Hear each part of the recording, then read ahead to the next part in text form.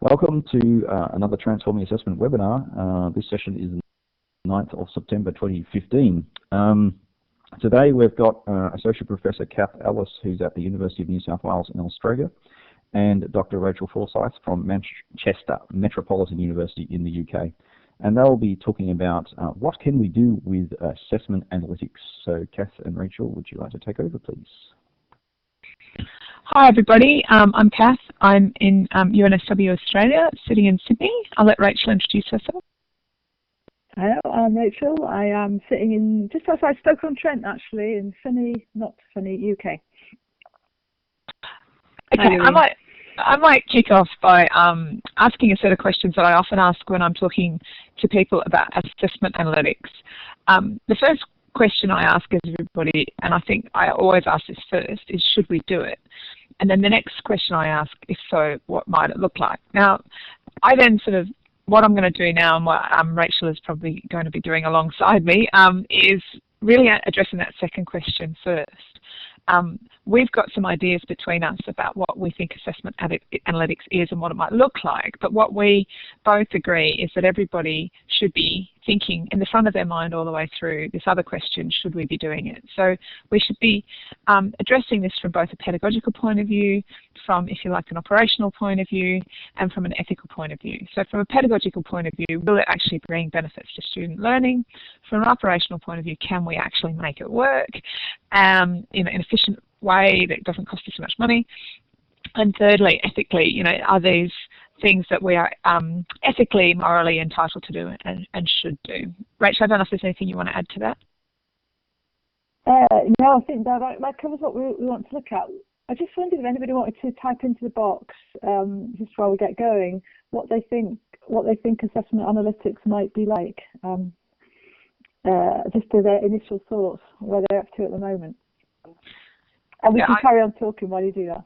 Yeah, I think it'd be really interesting to read what people think, only from consenting adults, that's right, Jeff. But yeah, there's a certain sense in which, we have to be thinking about the sensitivity of this data, but also the emotional impact that it might have on students. So this is Rachel's slide, so I might let her talk to it. It's not coming up long enough to... Okay. It's basically... Keep talking. It's that question... I'm going to put them up on the screen. Assessment analytics is really the assessment of all sorts of data that come with student assessment and feedback to that assessment.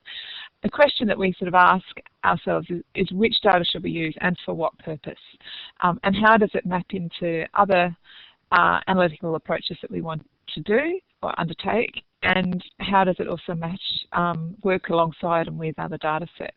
I don't know, Rachel, do you want to add to that? Yeah, exactly. So I think there isn't really a definition of it at the moment, yeah, Tim's giving us a really good one right now, but there isn't really a definition. And I think one of the themes underlying what we're doing today is that concern, as Cath said, about what we do with this data and how careful we are with it, because it is really sensitive. So it's making sure that we get those definitions right at the beginning. That's really what we're thinking about here. So this is something that I've always used as a bit of a kind of point of departure for my work in assessment analytics in particular, and it comes from a really great paper by Campbell and Oblinger back from 2007 that said, in higher education, many institutional decisions are too important to be based only on intuition, anecdote or presumption. Critical decisions require facts and the testing of possible solutions. And it really is my motto, I guess. I go back to this a lot when I am really arguing both with myself and with my colleagues about informed decision making and data-led decision making. And a lot of what we do and what we continue to do in the university sector is base really quite important decisions. We are multi-million, multi-billion dollar pound industries, and we base a lot of our decisions on intuition, anecdote and presumption, and we really got to find better ways of getting beyond that. One of the things that I am really exercised about, although less so, I think I'm going to be cushioning a few things I say in the next couple of slides, because I think things are getting a lot better. But in the early days of learning analytics, one of the things that I've kept getting a bit frustrated about was that there was just, the attention wasn't being paid to the learning side of learning analytics. There was a lot of very interesting stuff going on in the world of learning analytics, but I was really struggling to see very early on how it actually related to student learning, how teachers in the classroom or online could actually use the analytical strategies that were being used, the algorithms that were being used, and the approaches that were being used to actually make a benefit to student learning. But the key thing about learning analytics is that it's a very new area. Matt shared a really interesting hype cycle diagram the other day that showed it sort of just on that steep curve, just about to reach its peak. So it is pretty new. There's a lot of excitement about it. But I would argue that generally speaking, it's still pretty poorly understood by most of the people on the ground doing the sort of teaching and learning in universities and by students themselves. There's also lots of gaps both in the data sets but also in the literature and the research around it. We've got the big challenge of operationalising this, actually making it work outside of interested people doing it as a kind of cottage industry in their own courses. And we also need to pay lots of attention to the ethics of this. Rachel and I have already talked at length about how important we think the ethical considerations are. One of the things that I used to get very frustrated on when I first went to lots of learning analytics events was there's this massive emphasis on what's called SNA, social network analysis.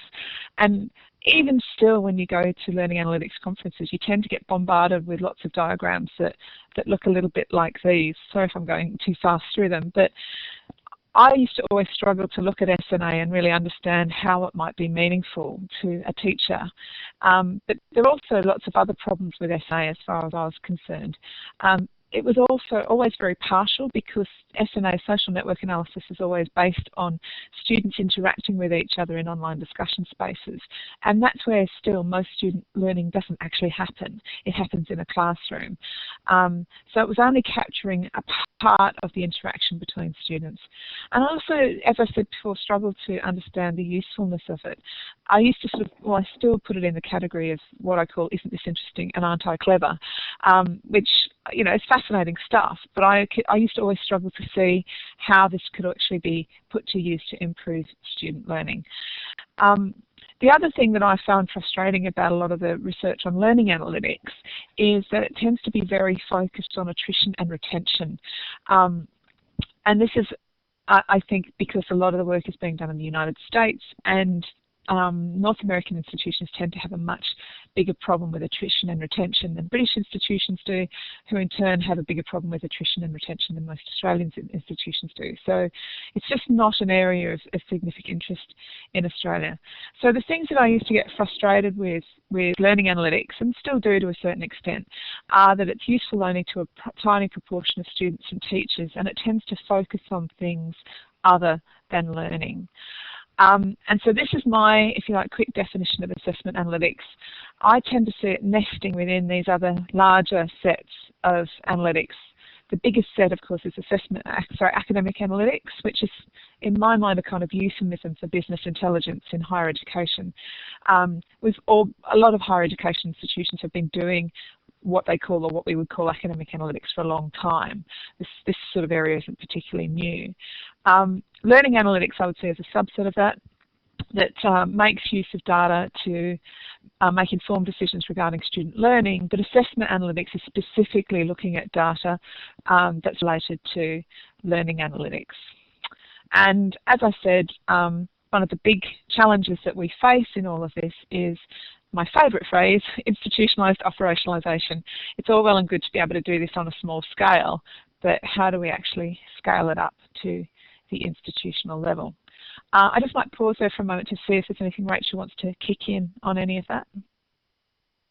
No, I think some of the chat, I'm trying to, I'm not very good at multitasking, but I'm trying to keep up with the chat as well, but I think people have been contributing sort of similar things, and some of the concerns that you've outlined there have certainly been reflected in some of the comments, because there's this tension always between meaningful data and decision making.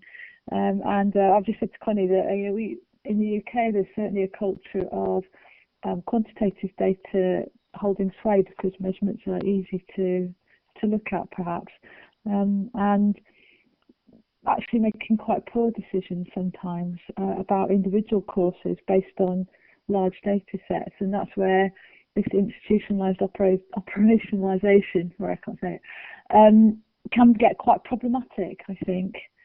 Individual courses will behave in different ways. It's very hard. We have, like many of you, I'm sure, a spectrum of courses, from fine art to engineering. The data isn't telling you the same thing about both of those courses, even though it might look similar in some ways. So I'll let you go back. I'll hand back over. Okie doke. So one of the reasons why I think we should be bringing assessment into our thinking about learning analytics is because it does bring all students into it. All students are assessed and all tutors mark student work. So everybody who's actively involved in student learning are actively involved in assessment. And there was a comment earlier on, can we separate learning from assessment? I think in many ways it's probably important that we do, but I think they are closely linked together, and that's one of the main reasons why I think assessment data should be something we consider in our analytics strategy. So one of the key aspects towards it is ubiquitous. Everybody's doing it. It's routine and it's normative. It's widely understood. Everybody expects to do it. The students expect to do it. The tutors expect to do it. Everyone gets it. But I think the real reason I want to put emphasis on it is because it is so important. It's what students pay for, really. A lot of people have talked about assessment results being what the return on students' investment when they come to university. It's also what tutors are paid to do. It's one of the main areas where tutors, academic staff are given put their academic judgment to work. But also it's focused on achievement or attainment, not just retention. So it covers all of the students, even the high achieving students who are not at risk of dropping out. So it's got that kind of reach. So at this point I hand over to Rachel. Well, just continuing with that point slightly, the other thing about it being ubiquitous is that not only academic staff in the university are involved with it, so almost all admin staff will also have some exchange with assessment, and I think that's part of the thinking that we've had about assessment analytics is to look more widely. Actually, sorry, could you move the slide back on again, Cath? Because what we've done in Manchester is we've been looking at this whole cycle and who's involved in different parts, and we've used data from different parts of the cycle. I know some of you in the UK will have seen the diagram before, and it's been quite helpful. This idea of everybody being impacted by assessment has made it easier to structure discussions around this cycle of work. So we're going to look at between us particular types of data that we've collected at different parts of this cycle. I'll just let you look. I mean, I won't go into details, as I'm sure everybody's very familiar with the cycle and probably doesn't have too much issue with it. But in terms, so we're going to go through the different things that we've looked at in different parts of the cycle, what kinds of data we've taken out of those, which may not be what people have traditionally thought of as being about assessment analytics. So I think we can probably just carry on and do that. I think we're going to kick off with looking at the feedback analysis. The order doesn't really matter of what we look at. Unless anyone's got any questions about the cycle just before we move on.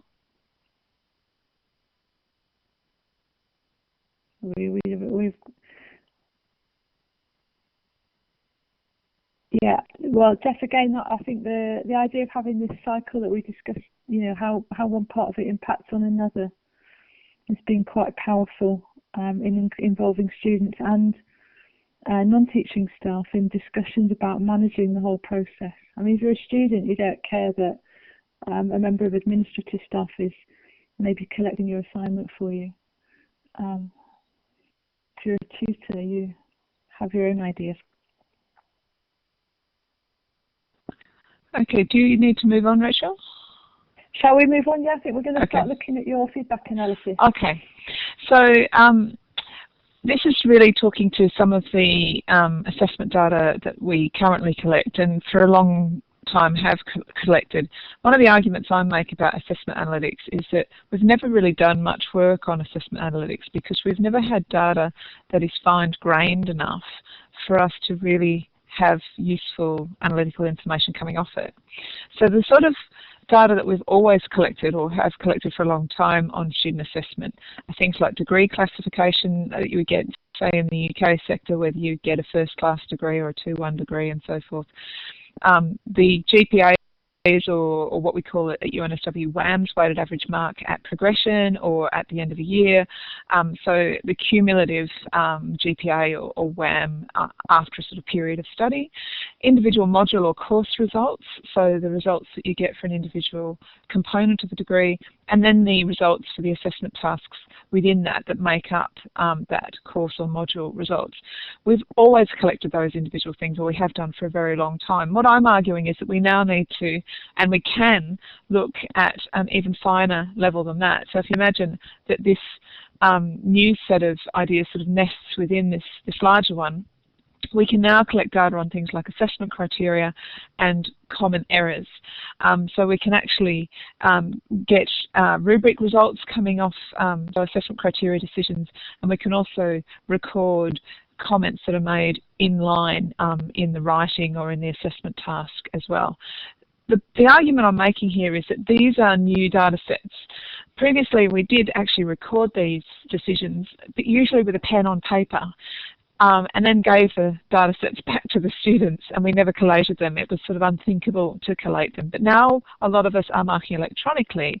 A lot of this data is actually being harvested and collected as we mark, and I'm suggesting, could we make use of that? So the benefits to me of assessment analytics of this kind of nature is that it automates the task of harvesting the data at a fine level of granularity, and allows us to handle assessment data over large and dispersed cohorts. So we can manage the harvesting of this data set over multiple campuses, even multiple countries, and we can do it in distance, distributed and face-to-face contexts. It allows us to monitor things like common areas, progression and achievement. So it's not just looking at students who are at risk of dropping out, but it's also allowing students to develop and improve based on their previous behaviour in their assessment. But one of the things I love about it is it allows us to make what I call informed curriculum planning even in year. So we're able to harvest information about student behaviour in their assessment tasks, so their strengths and their weaknesses and their, the areas where they all need to improve, or some of them need to improve. And we can actually act on that, and we can sort of, if you like, do just-in-time interventions inside the curriculum for that cohort of students based on what their assessment data is telling us. It also makes it much easier for us to do reporting at the student level, so we can report information very quickly and easily to students, perhaps through dashboards. At school level or at faculty level, we can do reporting at institution level, and what the acronym in the UK is PSRB, which stands for Professional, Statutory and Regulatory Bodies, or what we'd call in Australia accrediting agencies, that might be requiring us to provide data of assurance of learning. That's certainly the case with quite a lot of the business courses and programs, and obviously a lot of the medical programs as well. So being able to report not just what students should be achieving in terms of their learning outcomes, but what learning outcomes students are actually demonstrating in their assessment. And here's some examples of data that I've collected. These are some graphs of student results that I collected when I was in the UK. And this is, as I said, the kind of information that we've collected for a long time, which is just the student results. So it's missing the x-axis marker here, but it's just the students going from left to right, with the students, with the lowest achieving students on the left-hand side and the highest achieving students on the right-hand side. We've collected that information for a long time, and some of us might have even chosen to arrange it graphically. But what we can now do is we can put more meaningful information behind that graph. This is an example of where I worked in partnership with another tutor marking some assessment tasks. It is exactly the same information that's in this graph. It's in fact the same assessment task, the same body of students. But what we did in this instance is, instead of just what we agreed to do was we wrote 3 common comments that we were able to use on the essays. One that was we were particularly interested in assessing the quality of the introduction paragraph. So we wrote a comment that said this is a very strong introduction because it has all of these qualities of a strong introduction. We then wrote another comment that said this is a weak introduction because it's missing at least one of these comments, one of these qualities of a good introduction. And then finally we wrote another comment that said there is no introduction here at all, it's completely missing. And we agreed to put one of those three comments on every single paper that we marked. They were all essays, but and so it was our opportunity to evaluate the quality of the introduction. Not only did that send the information back to the student, but we were also able to harvest that data off the back of the assessment and then correlate it with their final result for that assessment task. And we then presented the students with this traffic light graph that showed them that if, and they obviously they can sort of see which column, or they understand which column they are, although it's of course completely anonymized. But they were able to see that to get the really top marks, you needed to have a strong introduction. But even some students, I'll see if I can get a pointer arrow going here. How am I going here, Matt? Is that working? There we go. Can't see it. There we go. Oh, yeah, so even up here, a student was able to get a pretty good mark. I mean, that's a fairly solid first class, even with a weak introduction. But we looked at these 4 bars here and, you know, showing the students that if they had done some more work on their introductions, they would have even got higher marks, probably, you know, somewhere up around here. But it was interesting to see this red column here as well, that he was a student who did pretty well. They got a fairly solid 2-1, but without any introduction whatsoever. And had she, and I happen to know she was a she, put an introduction in, she may have got a mark up here. She actually came running up to me at the end of the class and said, "I'm that red bar. Now I know what I need to do." So, but as you go down through the graph, down around here, you can see that the frequency of there being good introductions starts to really tail off, although you can still get quite a weak mark even if you've written a good introduction, which just goes to show that writing a good introduction doesn't necessarily mean you'll get a good mark. But there is something here about the relationship between having a good introduction and a good result. And the students were able to see also just how few of them actually did write a good introduction and how uncommon it was to write a good introduction. So that's a sort of example of how we were able to put 2 data sets together to sort of have a bit of a conversation with the students. And what I found most exciting about this was the way that it allowed us to open up the opportunity to have this conversation. We showed it to the students, we had a talk about it. They were able to see really quickly a much, much bigger picture. They could see how their work fitted into how everybody else was performing, but also it gave them some really good signals about some very simple actions that they could choose to do to make some really significant gains and improvements in their work. But it also allowed us to open up the opportunity to have the conversation with them on what is the relationship with a strong introduction and a good argument, and how is a good argument important to getting a good result, and all of those kinds of things. So it's just an example there. I'll run through a couple more graphs that we've got. Some of these are real students, some of them are not. These are actually all fake students, don't worry, they're not genuine student data, they're just made up students. But this is dummy data that we put together about modular learning outcomes by trainee. So this is looking at a bunch of different learning outcomes on the right-hand side. These are obviously the students on the left-hand side, and the graphs indicate which students have met all of the learning outcomes. So in this instance, only one of the students has met all of the learning outcomes. Some of the students have only met one at this point. This next graph is the same information, just presented in a slightly different way.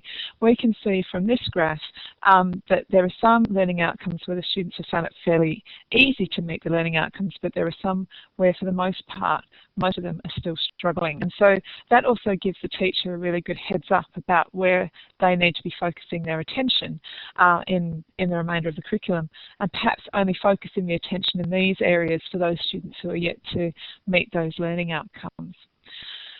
This is live data again that I collected. This is just simply counting up the number of quick marks that were given to students In total, these were all first-year students in a first semester course. It was their first assessment writing task at university level. Most of them were mature-age students returning after a break. And it simply counts up the quick marks that come under these particular headings. Don't worry too much about the Sarah folder. That was for my colleague whose name was Sarah, who had her own set of quick marks. But we can see here how most of them are purple, and purple stands for punctuation. And so what we can also do is dig into that data set a little bit more. This is the same group of students, and it's the same, but it's just looking at the types of punctuation errors that they were making. So if we go back to this original slide, we can see that here it looks like student 13 is having many, many more issues than every other student, and that might be the case. So it might be worth our while pulling student 13 out and having a one-to-one supporting conversation with her about where she might get some more help. But again, showing this data to the students might help them get a clearer sense about the sorts of numbers of errors that students are making. Student 13 might think, oh, well, that's a reasonable number of errors for a first semester first writing task, and student 1 might be freaking out because they've made a mistake and they're going to fail and all those kinds of things. So it might help students put things in perspective. But again, same groups of students, but here we can see that both student 13 and student 15 have got a similar number of errors. Really, when you look at the code here, you can see that one of them's putting commas where they shouldn't be, and one of them's not putting commas where they should be. You can follow that. So it might be worth bringing the two of them together into a session with an academic skills tutor, for instance, to do some work on the commas. All of the students that have at least some green next to their name, they're students that, as you can see, are struggling with the correct use of the apostrophe. So we can actually start to filter students out based on the errors that they're making, and rather than running a possessive apostrophe session for all of the students, we can actually just pick out the ones who have demonstrated to us that that's an area that they're struggling with. And the last set that I'll show you is Rubric results. So again, this is using the British system, I'm afraid, but this is assessment criteria 1, 2, 3, 4, and 5, and it's the proportional percentage of students that have got a first, a 2-1, a 2-2, a third, or a fail against those particular assessment criteria. So you can see that in this particular instance, the students did best or found assessment criteria 3 easiest to meet well, but they struggled perhaps most with assessment criteria 1. So that gives a really good quick snapshot to the teacher where to see where most students are struggling, and you can see where most students are failing to meet the criteria. And the other lovely thing about it is you can actually compare rubric comparisons from one year to the next. And you can see here that from 2009 to 2010 and 2010 to 2011 academic years, there's significant improvement, particularly in criterion 3. So in between those two cohorts, I actually did an intervention. I did something different in the 10-11 academic year than I'd done in the 9-10 academic year, because there was such a big weakness in this criteria and so many students had failed it, that I actually trialled something and I could see quite clearly that it had paid off, that it had made a really big difference to the student learning outcomes in the following year. So that told me my intervention had worked, and it was something that I should probably keep doing. Okay, so handing over to Rachel now. Are you not going to... Okay, yes, so you've done that. The slide was so quick.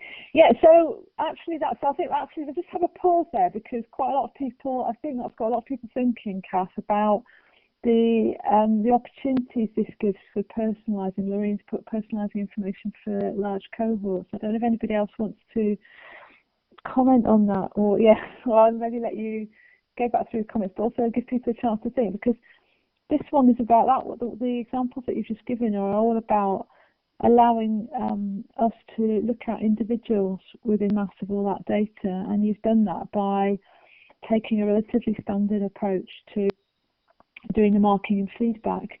And I think Tim mentioned earlier that it really requires staff, well, you didn't actually say staff assessment literacy, but I think this is quite a shift for some markers in higher education.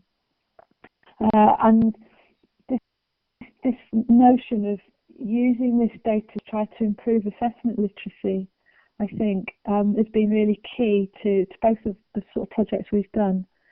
Is everyone happy with the notion of assessment literacy? Is it awful jargon? Would anybody volunteer if they want a bit more explanation about that?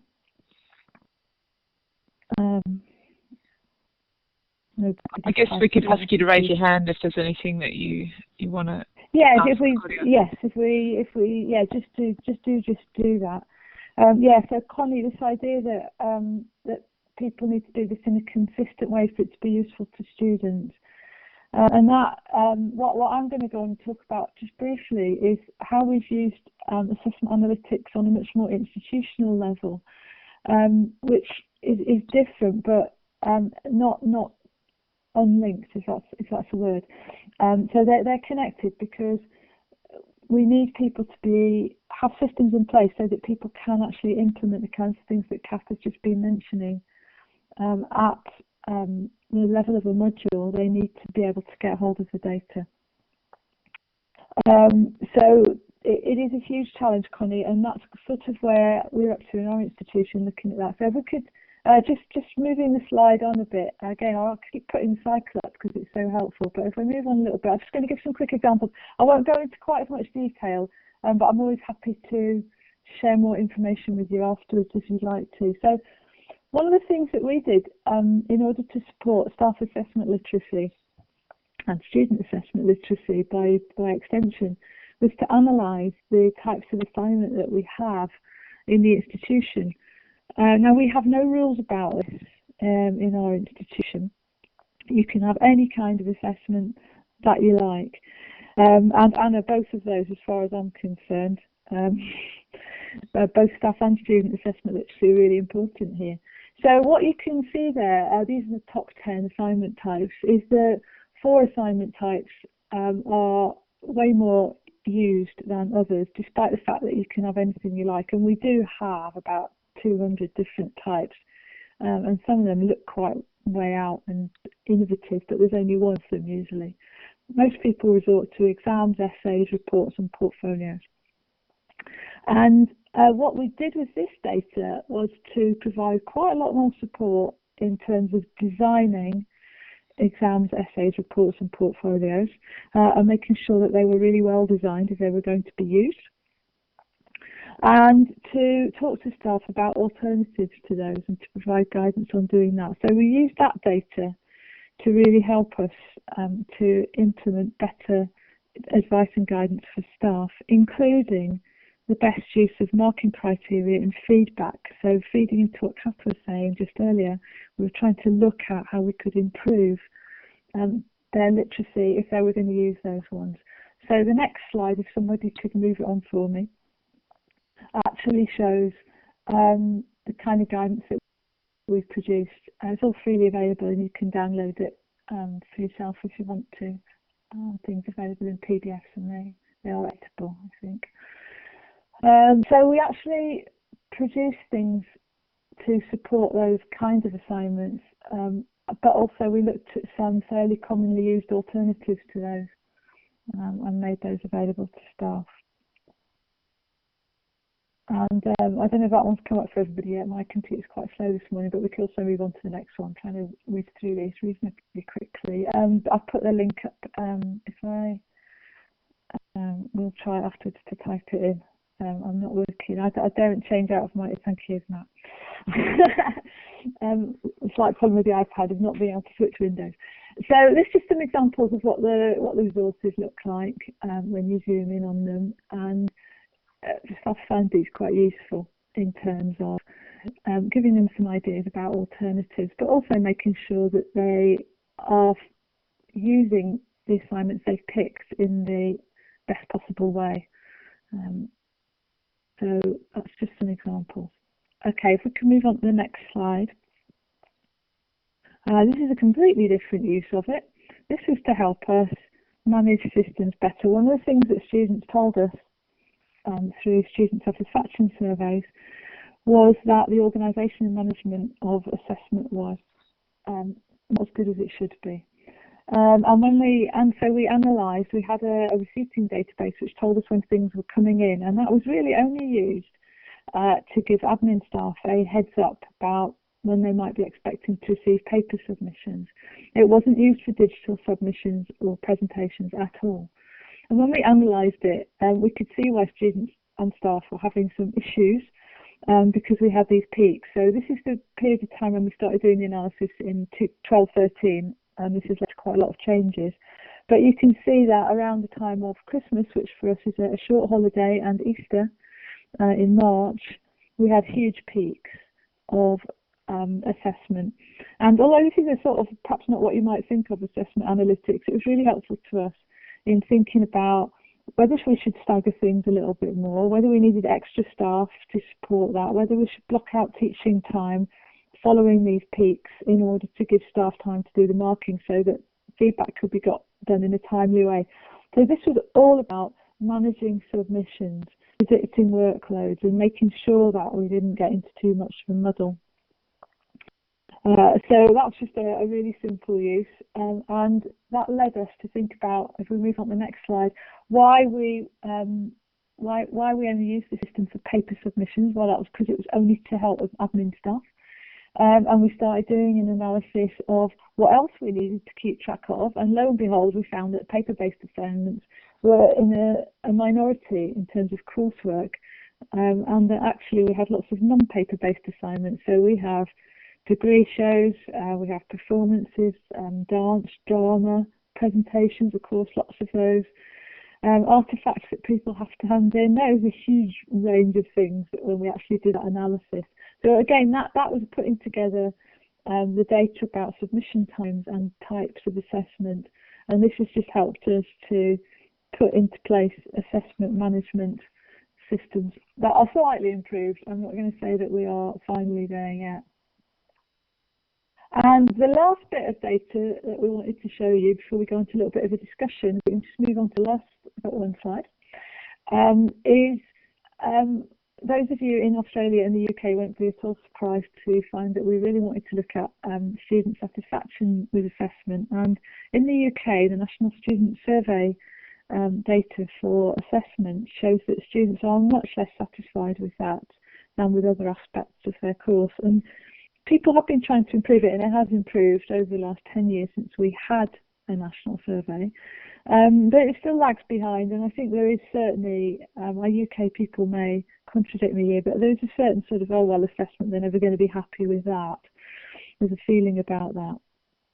I just have to jump in and say that is something that I really want to argue against. I think there's a widespread perception of that. I think Rachel's absolutely right, but I think when I was at Huddersfield, we absolutely proved that it was something that could be improved. Absolutely. We did huge gains in improving our NSS feedback on assessment and feedback. Yes, it's always the lowest score on any student satisfaction survey, but that means you've got the most headroom, you've got the most room for improvement. Well, absolutely, and that is the area. I mean, what our project started with the aim of improving student satisfaction, and as you can see, we strayed into all kinds of things that were not to do with that direct interaction with the student at the point of assessment. But one of the really key things that we did was we read all comments. Now, this is on our internal survey about assessment satisfaction survey. So we have a national student survey. Sorry for UK people. Which is run when students are in their last year of study. We have a similar one that we run in the first and second years of their undergraduate study. And it's more detailed because they fill it in for every single module that they do. We have about 38,000 students, about 7,000 in each year group will be able to fill this survey in. So anyway, we analysed, 30,000 comments, I think there were. About 10,000, as you can see, 10,155 in this particular year mentioned assessment in some way or another. So that was already about a third of the comments were about assessment. And the really surprising thing about when we analysed what they actually said in those, and we managed to code them into 5 different areas, as you can see there. So student engagement with assessment was when they said things like, oh, I really like this and I see how it relates to my course or to my future employment, or I can't see the point of this and I don't want to do it, or that kind of thing. The number of comments about marking and feedback were minimal, as you can see, we had an issue with organisation, which we were not unfamiliar with, hence all the other issues that we looked at that I've already mentioned. But the one that really surprised me were comments about support, and this was things like really basic things like students would say, oh, I really understood what to do on that assignment and we got great guidance, or I had no idea what I was supposed to do. Obviously I'm oversimplifying the kinds of comments that we got. But you can see from that graph that the biggest problem that we had with assessment in terms of student satisfaction was that students felt unsupported in completing the assessment. And that's pretty awful when you think that that's the only way that we judge the students, and all of the teaching should be focused on doing that.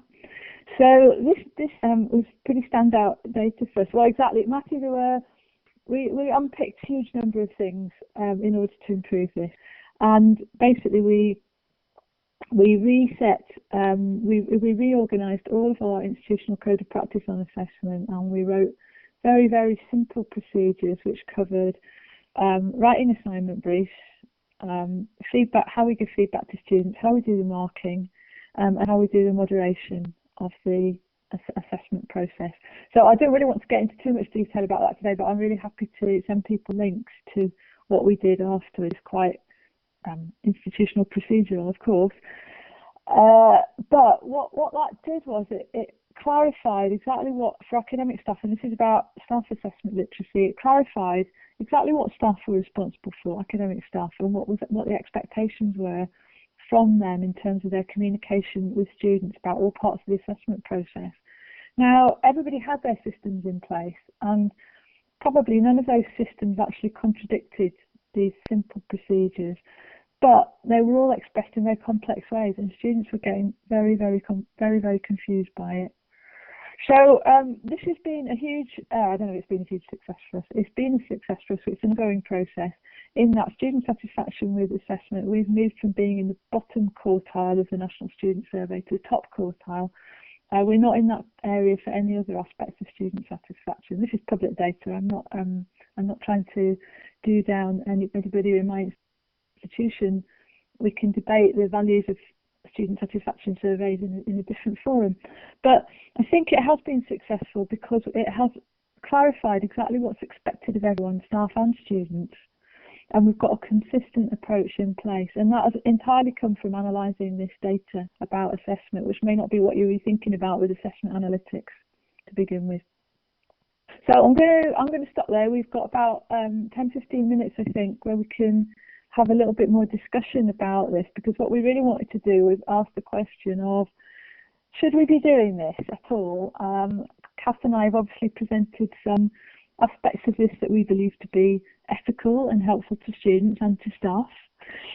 We have glossed over other uses that people might make of this data, which might be more nefarious in some way.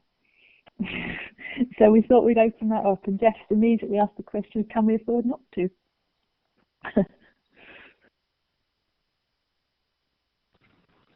Sorry, Matt, I just put a new page up to see if I could take some notes of any thoughts that people have got as we go. I hope that's okay. I'll keep. That's a great idea. People can. I'm not sure if people have access to the pen tools or not. Yeah, if you don't, I can keep notes. But yeah. What I'd really love is for anybody who does have access to the microphone now, who wants to make a comment in answer to that key question. You know, should we be doing this? I'd love to hear from people who say absolutely not, this would be disastrous. But you know, please just put your hand up and have you say if you'd like to make a contribution.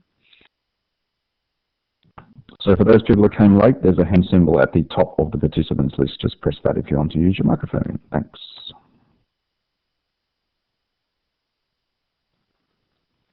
Jeff, any thoughts from you? Laureen, I've done a similar workshop like this several times now. I think this is probably about the 5th or 6th time I've done it. Any number of reasons have been given me for not wanting to do it. I know, it's really funny actually. Lots of people can come up with lots of reasons, but somebody's just put their hand up. So I might hand over to Rebecca if that's all right. Take the microphone and let us know what your thoughts are, Rebecca.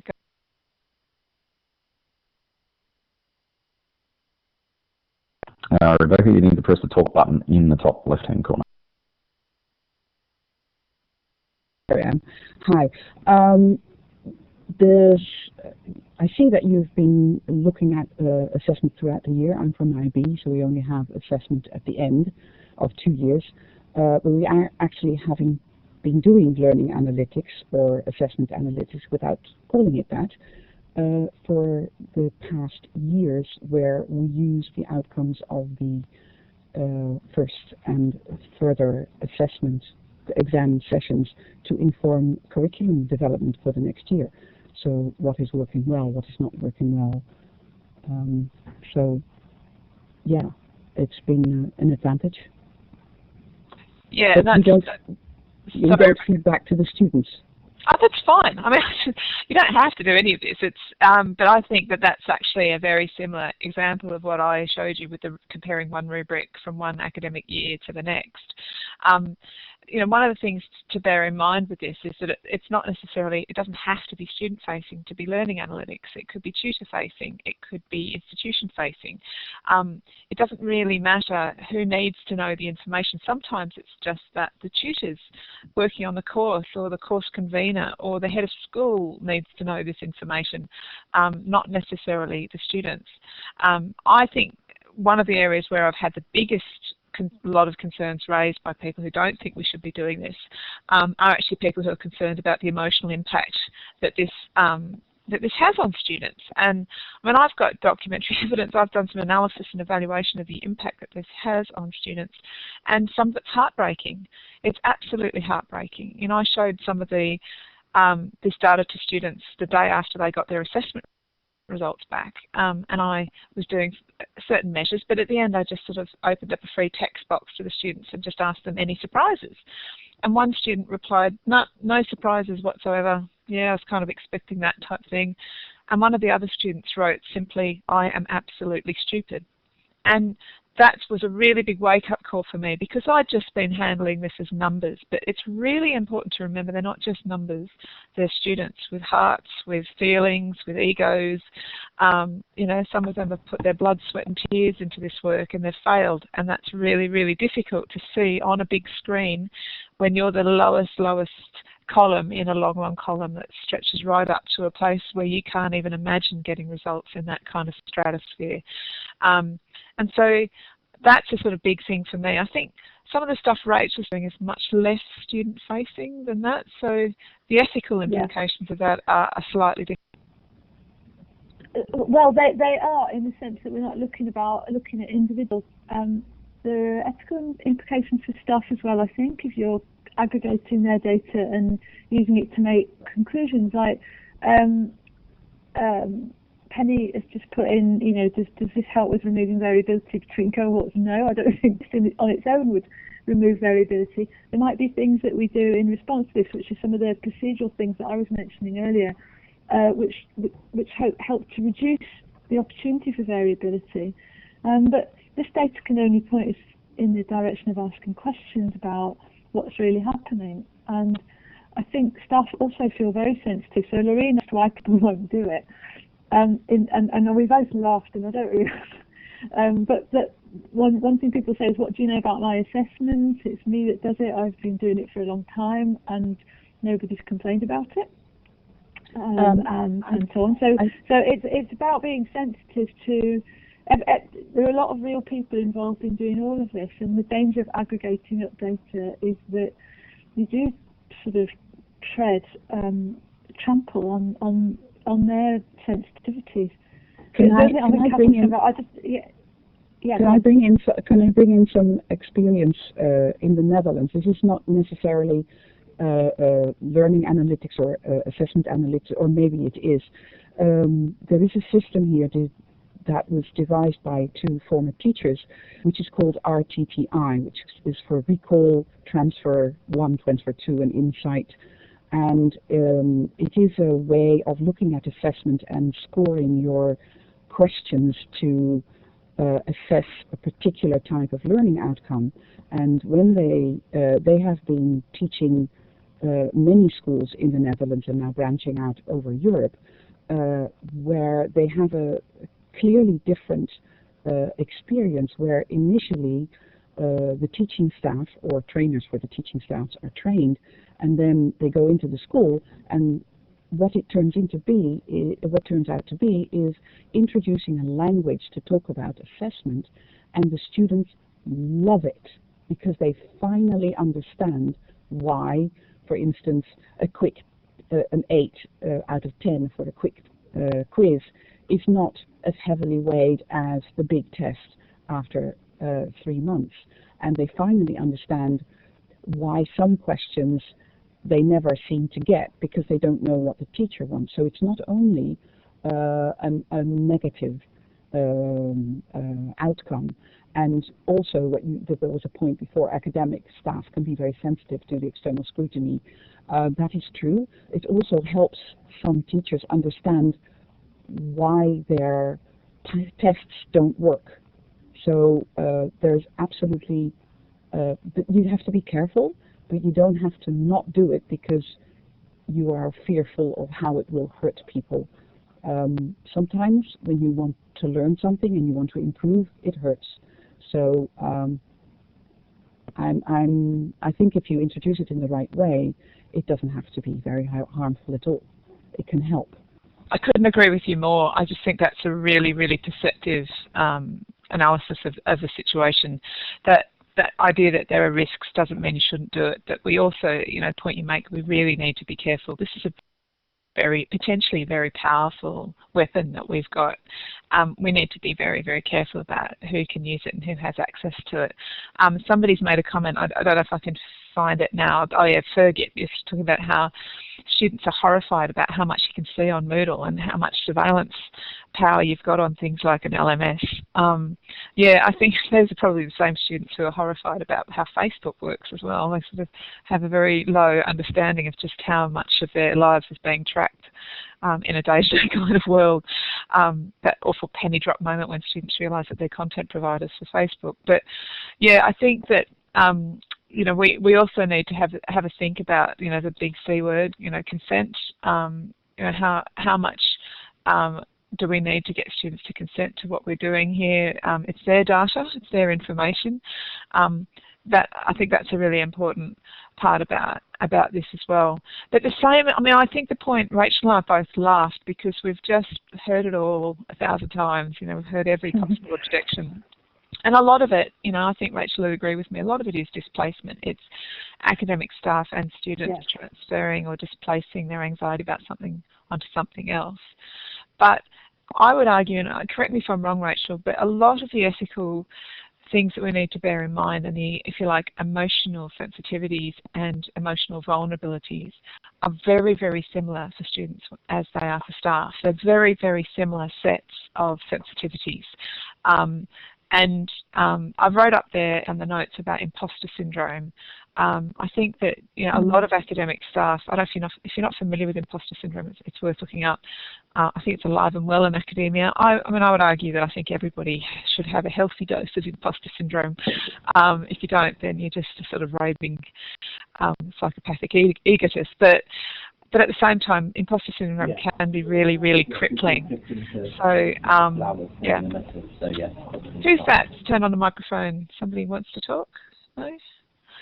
Okay. Yeah, so I think there's a certain element of, I know some academics who've been really crippled by imposter syndrome, and anything that increases the amount of surveillance or scrutiny over an academic and what they're doing can be really, really difficult. So. Any other questions or thoughts? There's been quite a few in the comment. Oh, that sounds quite interesting, Penny.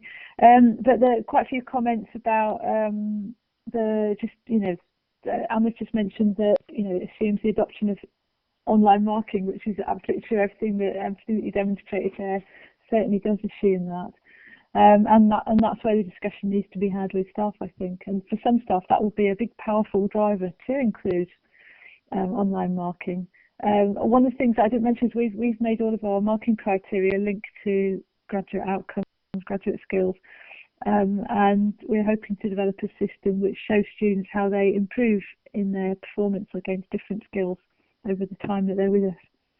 But I have to say that technically we're a little bit away from that yet. Can I just jump in and make a point in response to Anna? I've just typed a little bit of it. But yeah, you've made the point, Anna, about the data sets that come from e-marking. Obviously, you probably picked up that a lot of the data sets and graphs that I've been able to make have come from quick marks and from the rubrics in Turnitin. But it's still enormously difficult to get access to that data, particularly if you're using an integration like a direct integration to Moodle. And it's very, very difficult to collate data sets across multiple tutors in a teaching team, particularly if you're using data sets like quick mark sets that you've authored on your own or together. So one of the key things that I'm really keen to let Turnitin know about is just how important it is for them to make this data more easily accessible for us. It's our data after all. We're entitled to it. They just can't quite see the function of it yet, even though I've talked to them a lot about it. So I think that's why I'm really keen to spread the word about it. But similarly, the sorts of data sets that Rachel's working with, you know, they are coming from all sorts of parts of the university system. And correct me if I'm wrong, Rachel, but there's a bit of a tendency for these systems not to talk to each other very well, and there's a lot of sort of managing of that data and massaging it to get it to work. Well, it's made us try to, we now have a data warehouse which does pull a lot of the data we need in together, including satisfaction data, marks, and other bits of information. So again, asking the questions has helped in terms of systems development, but it's a really long process. So my part of it has been very much looking at the interface with staff side of it, whereas one of my colleagues, Mark Stubbs, who a lot of you will know, I think, has been looking at the system side. And essentially, we just have to talk to each other a lot to make sure that we're doing the right things. Yeah, for sure, that would be good. Start with a lot of spreadsheets.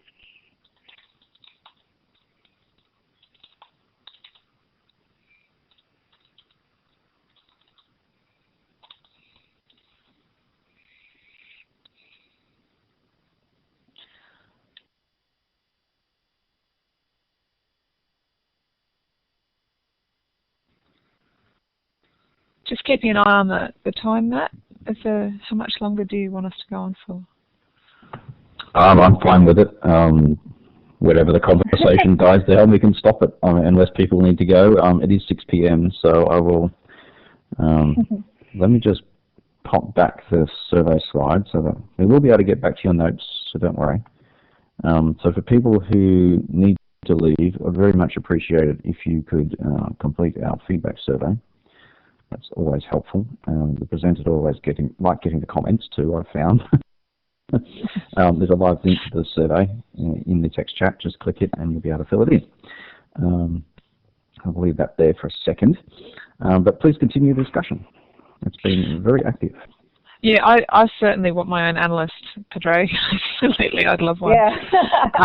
But I think that's a really important point, actually. I think this is probably varies from institution to institution. I don't know what things are like at UQ, Matt, but I think there's an undersupply of people who have the expertise to manage this data and analyse this data. So, I mean, I know there's a shortage of data scientists on every sector, but it's an area where we just don't have much support in the university sector to have many data scientists.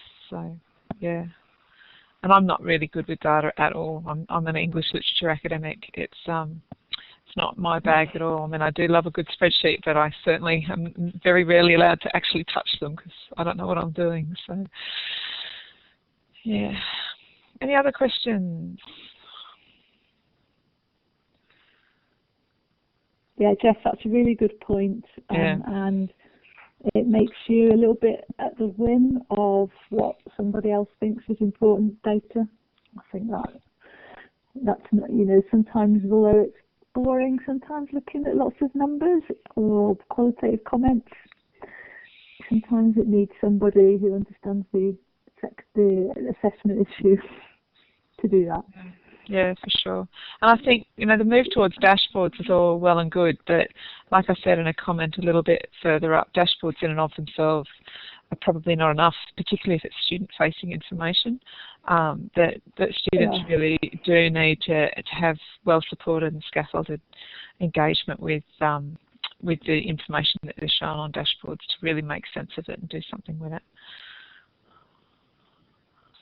So that's pretty much all I had to say. I don't know, anything? Yeah, me too. But do feel free to get in touch. Yeah, we're very happy to have more discussions about this. Yeah, I think, Anna, that's a really good point about influencing providers, but I think the key thing is to do the proof of concept, so the test cases, and really that, to my mind, is galvanise teaching teams to work together. Yeah, I'm in Oz now, Connie. At this side of the country, so you won't hear me waving. But yeah, I've been back for about 20 months now. Is that right, Rachel? Yeah, about that. I left. Yeah, probably. Yeah. Well, I don't know. You were the one who moved. But, yeah. January last year. Yeah, I think so. Yeah. Yeah. I saw you not long before I went, flies. Rachel. So yeah, it does fly. Yeah. Yeah. Okay, I might turn my microphone off. Yeah, I'm going to go. Is that all right, Matt? Okay, me too. Thanks, everybody. And yes, thank you, Rachel and Cath. That was great. Really, really good conversation, folks. So congratulations to all the people who have lasted to the end of the session. Great. So I'm going to stop the recording. And once again, thank you for your contributions. And see you in a month's time for the next session.